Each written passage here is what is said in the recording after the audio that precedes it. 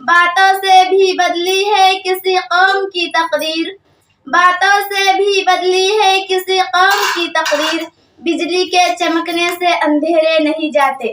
عزیز ساتھیو، اللہ رب العزت نے قرآن کو ہدایت نامہ بنا کر نازل فرمایا اور حضور صلی اللہ علیہ وسلم کو بھی مبعوث فرمایا کہ لوگوں کو دین کی طرف بلائے اور عمل صالح کی دعوت دی اور لوگوں کو صحیح راستہ دکھائے۔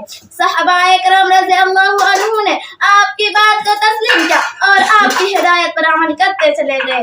اللہ نے ان کے ساتھ نصرت اور آسانی کو شامل کیا اور ان کو یہ دین محنت و مشقت کے بعد ملا۔ انہوں نے کما حقہ اس کی قدر کی اور آج یہی دین ہمارے پاس آیا ہے، اس لیے ہمیں اس کی قدر نہیں نہ اس کے احکام پر چلنے کا شوق ہے۔ ہم نماز، روزہ، زکوٰۃ اور دوسرے دینی امور سے دور اور بے بہرا ہے اور نہ آشنا ہے۔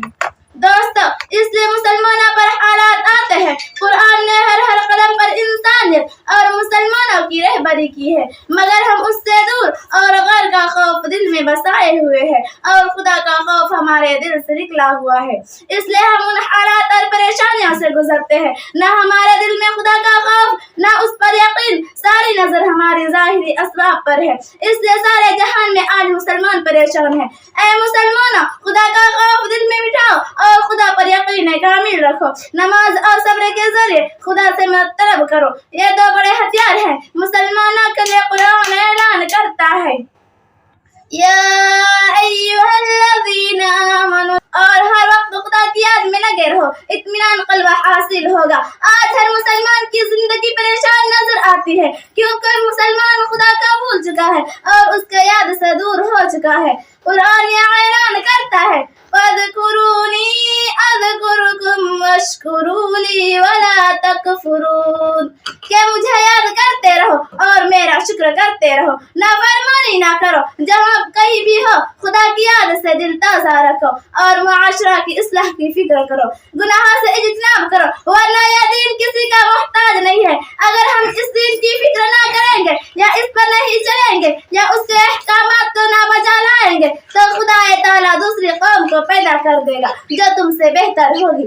وَإِن تَتَوَلَّوْا يَسْتَبْدِلْ قَوْمًا غَيْرَكُمْ ثُمَّ لَا يَكُونُوا أَمْثَالَكُمْ، اور اللہ تعالیٰ کسی قوم کو اس وقت تک نہیں بدلا جب تک کہ وہ قوم خود اپنے آپ کو نہ بدلے۔ إِنَّ اللَّهَ لَا يُغَيِّرُ مَا بِقَوْمٍ حَتَّى يُغَيِّرُوا مَا بِأَنفُسِهِمْ، لہذا اپنے ایمان کو مضبوط کرو اور ایمان پر جمے رہو، خدا سے مدد طلب کرو اور استغفار کرتے رہو۔ ہمیں ایسے ادارے کو اپنی جاری کمائی سے اور اسی طریقے سے اپنی حلال کمائی سے کامیاب بنانا ہے۔ اس کے لیے ہمیں آپ کی ضرورت ہے، آپ کی مالی تعاون کی ضرورت ہے اور آپ کے مدرسے میں تشریف لا کر مدرسے کو معائنہ کرنے کی ضرورت ہے۔